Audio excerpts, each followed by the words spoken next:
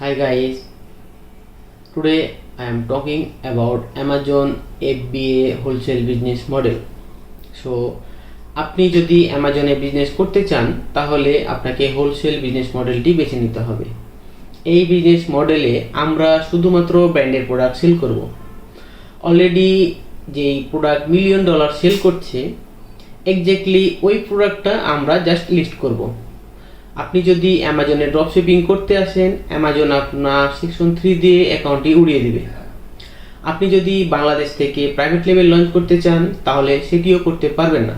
এর পেছনের কারণ হচ্ছে প্রাইভেট লেভেলে আপনাকে লিস্ট করতে হবে, প্রোডাক্টের ফটো ডিজাইন করতে হবে, পিপিসি রান করতে হবে, চাইনিজ সাপ্লায়ারের সাথে কথাবার্তা বলতে হবে, অনেকগুলো টাকা পয়সা ইনভেস্ট করতে হবে।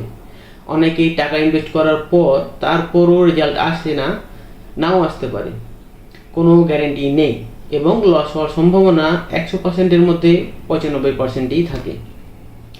আর আমেরিকান মার্কেট প্লেসে তো আপনি 001 পয়েন্টও সাকসেস হতে পারবেন না বাংলাদেশ থেকে যদি প্রাইভেট লেভেল লঞ্চ করেন, কেননা ইউএসএ মার্কেট প্লেসে আপনাদের বাপেরও বাপ বসে আছে। ওই জায়গায় তারা ব্র্যান্ডের উপর ব্র্যান্ড লঞ্চ করতেছে। সো ওরা একদিনে বাংলাদেশি টাকায় প্রায় 50 লক্ষ টাকা খরচ করতে পারবে একটা প্রোডাক্টে। আপনি আর আমি সেটা তো পারবো না। So private level too much hard, এটা আপনার বা আমরা কেউ করতে পারবো না। ড্রপ শিপিং করতে আসলে অ্যামাজন সেলার অ্যাকাউন্টটি সাসপেন্ড করে দেবে। আর যদি অনলাইন আরবিট্রাজ মডেলে যান তাহলে কি হবে? তাহলেও আপনার অ্যাকাউন্টটা সাসপেন্ড করে দেবে। সো ফর এক্সাম্পল, আপনি যদি অনলাইন আরবিট্রাজে একটা প্রোডাক্ট পারচেস করেন, আপনি সেটা বিক্রি করলেন, ইন দ্য এন্ড অ্যামাজন আপনার কাছে ইনভয়েস চাইলো।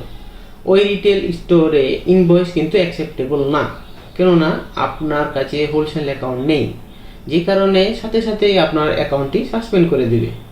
সো আমরা শুধুমাত্র একটা বিজনেস মডেলে ফোকাস করব, সেটা হচ্ছে Amazon FBA wholesale business model.